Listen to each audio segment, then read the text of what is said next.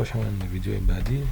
ببینیم که در این ویدیو چی در ما شما مورد بس قرار میدیم. HTML element ها شما یک بار خواندیم که HTML element همیشه این فکر کنم باشه داره که starting tag داره و closing tag داره که در دوش که یک جاش چی میشه element و این کانتنت داخل element ما شما اینا برش starting tag میگه و ایران closing tag و دیگه ای قسمت تشریح کردیم. nested HTML elements گفته ای به چی معنی nested یعنی یک element داخل element بعدی. مثلا این قسمت ما یک چیز کار کردیم، مثلا یک پاراگراف جدید است. قسمت براوزر بریم پرشین این قسمت شما ببینیم، مثلا this is first line, this is after beer tag. مثلا ما میخوایم بعد از یک قسمت از نمی لاین ما بعد از این قسمت مثال این به لاین بعدی بره پایین به این قسمت تکس ما شما خب ایره با استفاده از بیار ما شما میکنیم. هر وقت که بخوایم یک قسمت متن یا یک تگ پایین دیگه تگ ببریم با استفاده از بیار میتونیم. اگر بخوایم ایره 3 یا 4 خط پایین ببریم از چی استفاده میکنیم؟ از خود بیار چندین بار. خب مثلا ما بعد از این میخوایم مثلا this is after بیار تگ از این قسمت تگ بیار برش میدیم بیار دیدین اوجیک در قسمتی در یک سیم لاین است یعنی در یک خط قرار داره. اما در قسمت براوزر وقتی که ما اینجا ریفرش کنم ببینیم this is first line, this is after بیار تگ.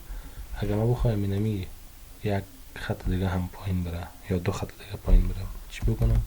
اگر بخوایم 2 خط دیگه پایین بره دوباره دیگه تگ بیار استفاده میکنم. میبینیم که بیار ما اوپنینگ تگ داره و کلوزینگ تگ نداره. کنترل اس حالا ریفرش کنیم ببینیم به اندازه 1 خط 2 خط و خودش هم 3 خط چون 3 بار بیاره استفاده کردم.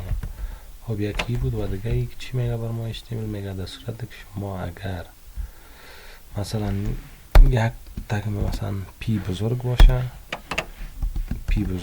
و این پی خورد باشه و یا مثلا ایره میبینیم که ای ما یکیش کلان باشه و دیگه خورد باشه ایره برش میگه case sensitivity یعنی که HTML کس case sensitive نیست. شما اگر یکیش خورد نشده کنیم و دیگه کلان از یک تگ او هیچ کدام تفاوت در HTML نداره. ببینیم باز هم ایره سیف کردیم ریفرش کنیم کدام تغییرات در HTML ما در این قسمت ها نامد. همیشه دوستان یادتون باشه هر تغییرات جزئی که در داخل کودتان در این قسمت میارین او را باید سیف کنین کنترل اس و دوباره برین در قسمت براوزر او را ریفرش کنین تا ببینین که چی تغییرات آمده. غیر از تغییرات شما نمیبینین. خب کدام قسمت بودیم؟ nested HTML tags بودیم. این nested HTML tag به چی معنی است؟ این قسمت که یک تگ داخل تگ دیگه باشه مثلا یک element داخل element دیگه تمام element ما شما داخل چی هست HTML هست. اینجا HTML ما شروع شده و این در این قسمت ختم شده. داخل HTML ببینیم چند تگ است یا همون element تایتل ما هست یک element body 2 element 6 element هم heading های ما هست 8 element این نود هم به می شکل 10 11 یا 13 element در این قسمت HTML ما با خود داره که یک element داخل دیگه element است.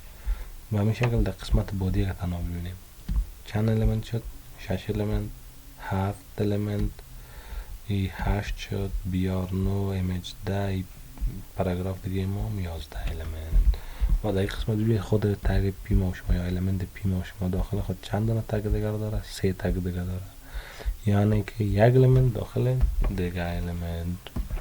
خب این قسمت ما شما کور شد دیگه چی هست اینجا مهم چیز مهم دیگه و دیگه در قسمت تگ هیچ همیشه وقتی یک تگ باز میکنین باید پس او را بسته بکنین. مثلا پی است میبینید این پاراگراف بسته نکنین بسته نکنین باز همون تگ کار نمیکنه دیگه. و empty HTML elements است element های خالی مثلا بیار تگ خوش یک element خالی نیست اتریبیوت هیچ چیز نداره و یک opening است و closing هم نداره. و اینجا براتون گفتم HTML is not case sensitive یعنی که حرف خورد بزرگ نمیشنست مهم نیست که یک تگتان یکیش خورد باشه و دیگهش کلام. قسمت بعدی بریم یک بار HTML بخیر خلاص شد طرف CSS بریم باز درس های ما شما دلچسب تر شده. قسمت HTML attributes میم که در این قسمت براتون نشان دادم که هر تگ میتونه اتریبیوت های مختلف از خود داشته باشه. HTML مثلا یکی سورس داشت اتریبیوت است که در این قسمت شما میدانن یک لینک بگذارین، مهم نیست که لینک از وب بگیرین و یا هم از خود کامپیوترتان باشه یا پد باشه. و این قسمت آلت که به خاطر نامگذاری گفتم است که مثلا ایمیج یادتان نره که تصویر چی است، نامش نوشته میکنین. وید که طول ایمیج ما بود و هایت هم ارتفاعش. خب دیگه چی است؟ به می شکلی هم تمام شد تشریح کردم و لینک ها رو بود میدانیم میگه از اینترنت بگیریم و یا هم از لپتاپ هم دیگه خواهیم ایمیج سورس است، ایمیج girl.jpg است که همو پت خود ایمیج ما چی و در قسمت بخاطر که یادش نره یکس چی است، گل و تا جاکت، دخترم رو با جاکت. دیگه استایل اتریبیوت است، مثلا با استایل اتریبیوت ما شما میدانیم که چیزهای مختلف اتریبیوت مختلف ست کنیم. مثلا در قسمت تنها کلر پاراگراف سرخ ساخته، وقتی ما شما چپترهای بعدی رفتیم باز دوباره فونت و سایز و چیزها زیادتر میخونیم.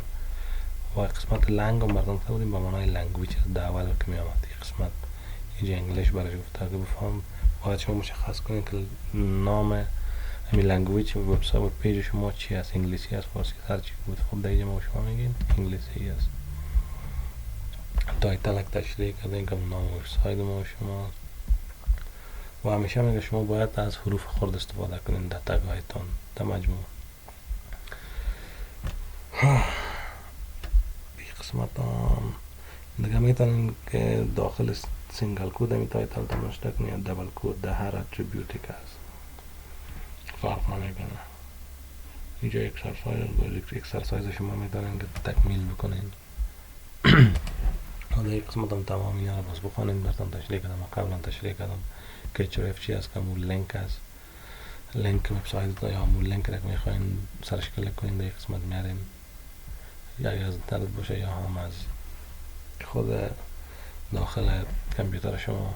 سورس هم به مو شکل بود، سورس مثلا پیکچر رو یاره همون ایمیج میمونده، وید تول آلت هم نامگذاری عکس استایل هم شما کار نکنیم کار میکنیم.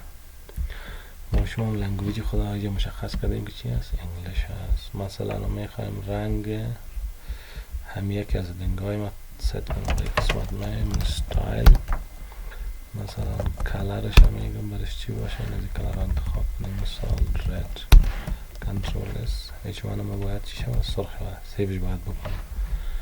قسمت میم رفرش ببینین هیچ وان ما شکل سرخ به خود گرفت. با همین شکلی پراپرتی رو میتونیم برای پاراگراف هم ست کنیم و برای رنگ‌های دیگه، مثلا استایل برش میگیم، کلر مثلا رنگ زیباش گرین یا سبز، کنترل ببینیم پاراگراف ما شما سبز شد او نشد باید چه کنیم کنترل آر ریلود و قبلا باید سیو کردم ببینیم این رنگ ما سبز شد. درست یا هم بود از استایل. فکر کنم به خاطر این ویدیوی ما کافی است چون لنت ویدیوی ما زیاد میشه. تا لکچر بعدی خدا نگهدار دوستان. به خاطر تلفظ و بعض وقتا چون زیاد کپ میزنم و عوام سرد است اینجا بعض وقت مشکلات پیش میشه، به خاطر زما رو ببخشین. تا ویدیوی بعدی الان